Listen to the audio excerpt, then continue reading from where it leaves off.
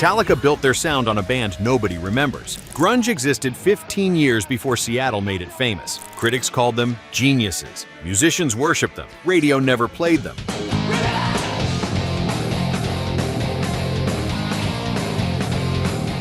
Here are 12 overlooked bands you never knew existed. Number 12, King's X.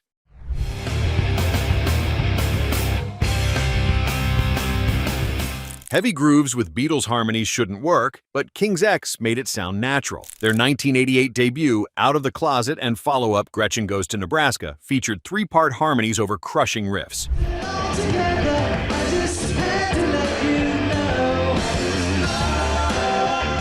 Over My Head, Goldilocks, and It's Love showcase this impossible blend. Doug Pinnick's bass tone on these tracks became the template for 90s alternative metal. Pearl Jam's Jeff Ament called them his favorite band. Pantera covered their songs.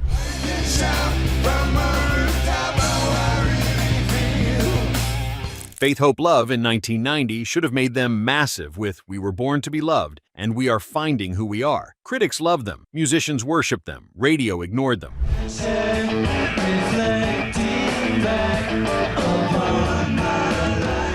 Grunge exploded in 1991 and buried them under bands they influenced. Too heavy for alternative, too melodic for metal. Over 40 years later, still touring, still overlooked.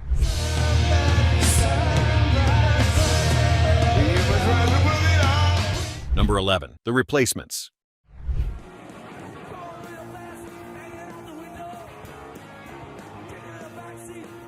Rolling Stone called them the greatest band that never was, and Paul Westerberg made sure that prophecy came true. Evolving from hardcore to emotionally raw alternative rock, their 1984 album Let It Be ranks number 12 on Spin's greatest albums list.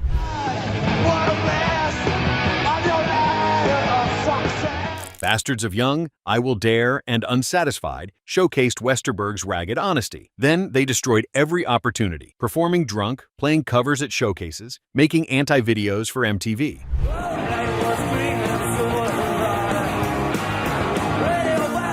Pleased to Meet Me in 1987 featured Can't Hardly Wait and Alex Chilton, proving that they could write perfect pop. They refused to play the game. Billy Joe Armstrong said without them he'd be playing bad speed metal.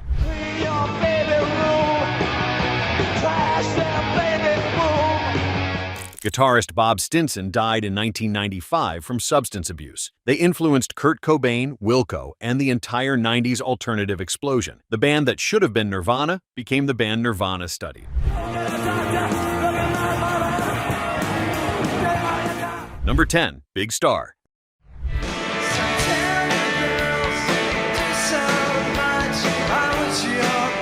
Alex Chilton and Chris Bell created perfect power pop that nobody could buy. Their debut, #1 record, received rave reviews and sold nothing because Stax Records' distribution collapsed. September Girls, 13, and In the Street became standards covered by everyone.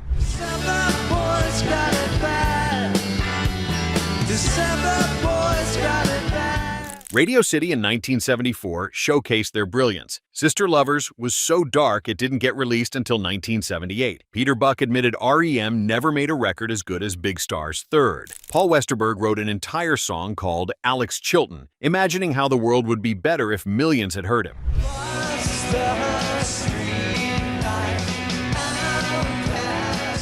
In the Street became the theme for That 70s Show. They influenced REM, The Replacements, Wilco, and every power pop band that followed. Distribution disasters buried perfection.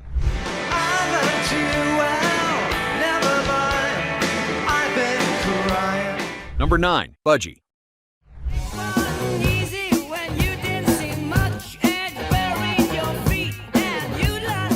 A Welsh power trio sounding like Rush meets Black Sabbath before either band existed. Burke Shelley's high vocals over Tony Borge's blazing guitar created proto-metal that toured with Sabbath and Priest but remained obscure.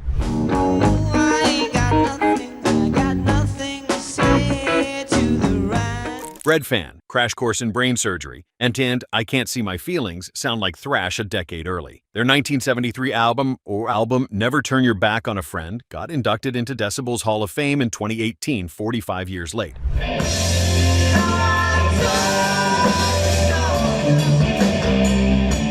Lars Ulrich was a devoted fan. Metallica covered Bread Fan and Crash Course. Iron Maiden covered I Can't See My Feelings. The Metallica cover saved original drummer Ray Phillips from financial ruin.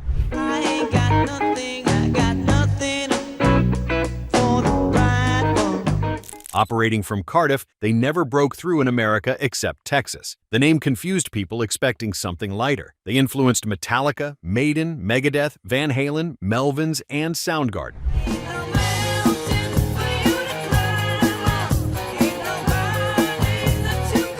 Number 8. Diamond Head.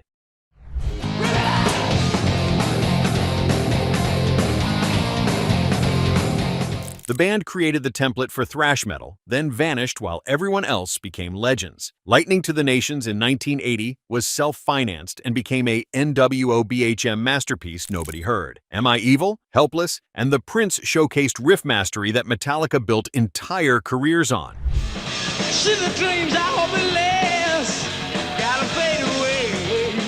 Lars Ulrich declared them his top favorite band, stating they have more riffs in one song than Sabbath has on an album. Metallica's first gig in 1982 included multiple Diamond Head songs. They've performed Am I Evil over 750 times live. The Guardian called it the song that epitomizes NWO/BHM.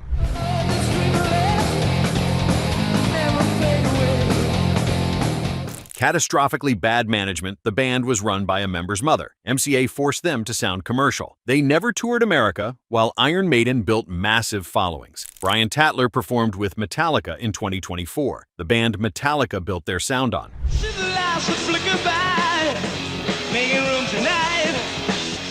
Number 7. Hüsker Dü.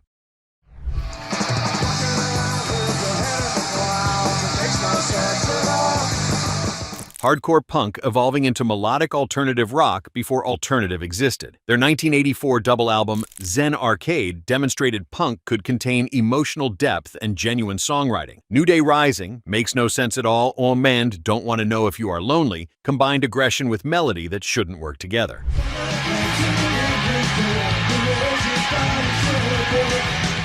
Flip Your Wig in 1985 proved they could write hooks without losing intensity. Music critics estimate over 70% of alternative musicians cite them as influence. They created the blueprint for 90s alternative, the loud, quiet, loud dynamics, emotional honesty over aggression.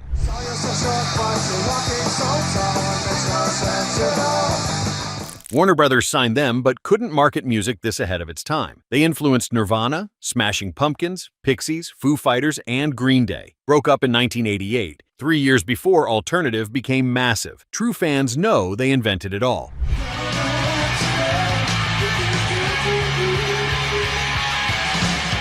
Before we continue with number 6, I want to hear from you. How many of these bands have you actually heard of before this video, and which one surprised you the most? Drop a comment below and tell me where you're watching from. We have people tuning in from all over the world. Number 6. Melvins.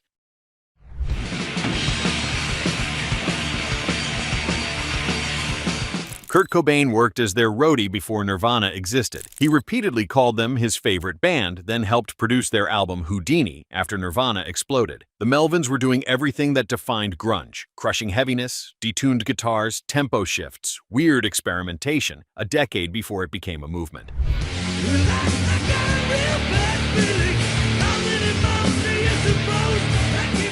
Honeybucket, Nightgoat, and Boris showcased sludge metal before the genre had a name. A Japanese drone band literally named themselves after that last song. After Nirvana made grunge massive, major labels signed the Melvins, then realized they were too weird and dropped them. Their drummer, Dale Crover, played on early Nirvana demos and introduced Dave Grohl to Kurt Cobain.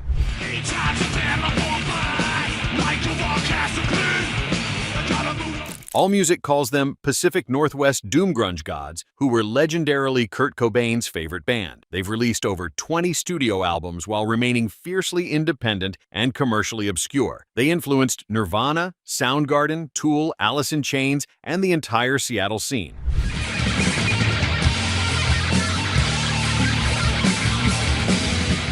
Number 5. Graaf Generator.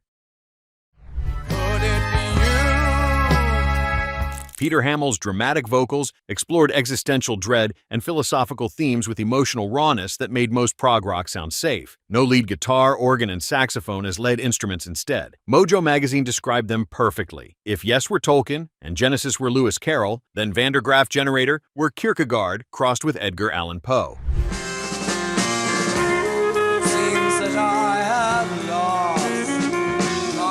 Killer, House with No Door, and the 23-minute epic A Plague of Lighthouse Keepers showcased prog at its most intense and uncompromising. Bruce Dickinson from Iron Maiden said Peter Hamill was one of his childhood lyrical heroes, adding that they had so much more than Genesis, who were a bunch of pansies in comparison.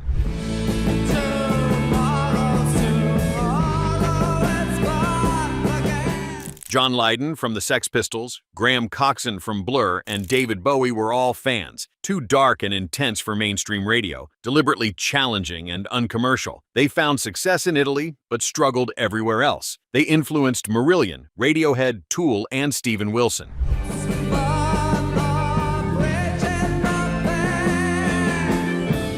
Number 4. Gentle Giant.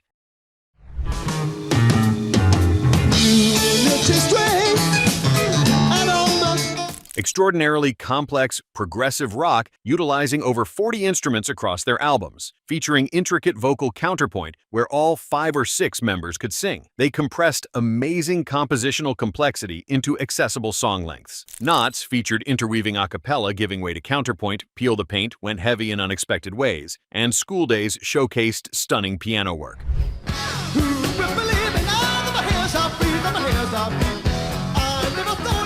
Band members admitted they were just not good at being rock or pop stars. By 1977, punk and disco were rising, while prog was labeled bloated and pretentious. Gentle Giant required deep, repeat listens to appreciate. No other band sounded like them, making marketing impossible.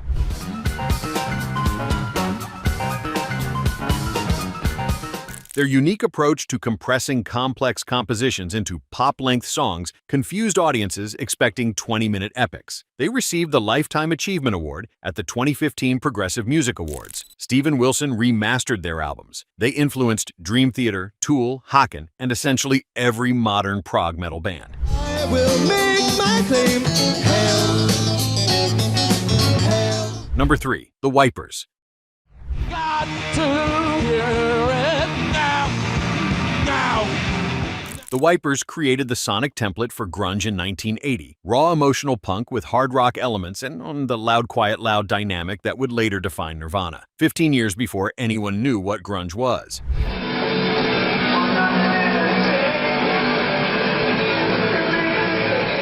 Return of the Rat, D7, and the 10-minute epic Youth of America showcased this blueprint. Based in Portland, far from any music industry center, they were invisible to everyone except the few musicians who discovered them. Do the things you do. Don't have to oblige you. Kurt Cobain declared they're the most innovative punk rock band that started the Seattle sound 15 years too early, adding, "We learned everything from the Wipers." Cobain included 3 Wipers albums in his 50 favorite albums list. Grow up and be a man. Drop dead right where you stand. Nirvana covered D7 and Return of the Rat. A 1992 tribute album featured covers by Nirvana, Hole, and Poison Idea. Too raw for new wave, too melodic for hardcore punk. Self-released early material with terrible distribution. They influenced Melvins, Mudhoney, Red Hot Chili Peppers, Pavement, and Sonic Youth.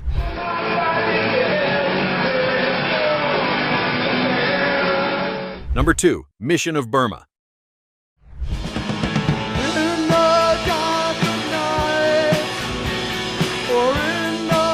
Crossing John Coltrane with the Ramones, that's how drummer Peter Prescott described their sound. Post-punk with fierce modernist experimentation. Their unique use of tape manipulation by fourth member Martin Swope created dissonant, immersive layers unlike anything else.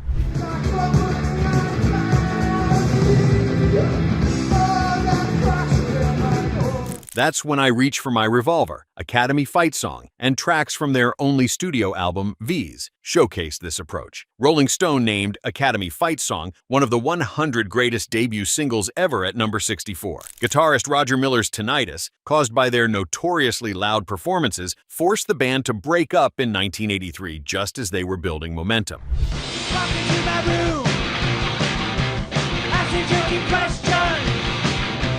Tell me what you released only one full album before becoming underground legends. Music critics claim REM doesn't have a leg to stand on without Mission of Burma, featured in Michael Azarid's influential book Our Band Could Be Your Life. Pitchfork placed V's in their top 100 albums of the 1980s. They influenced REM, Hüsker Dü, The Replacements, Pixies, Nirvana, and Sonic Youth.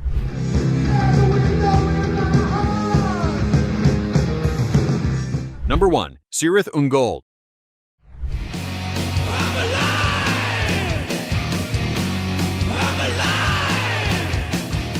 Doom metal's forgotten originators. While Metallica and Slayer were creating thrash, Cirith Ungol pioneered doom metal alongside Trouble and Pentagram, creating crushing, dark music with Tolkien-inspired lyrics years before the genre had a name.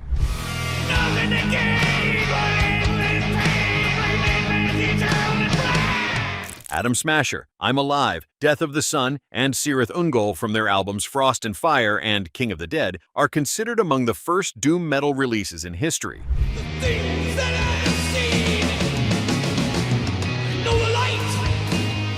Their Tolkien-derived name caused endless problems. People couldn't pronounce it or remember it, leading to jokes like Sarah's Uncle and Serious Uncool. Their doom-oriented sound ran counter to thrash's dominance in the 1980s. Terrible promotion and label support killed any momentum.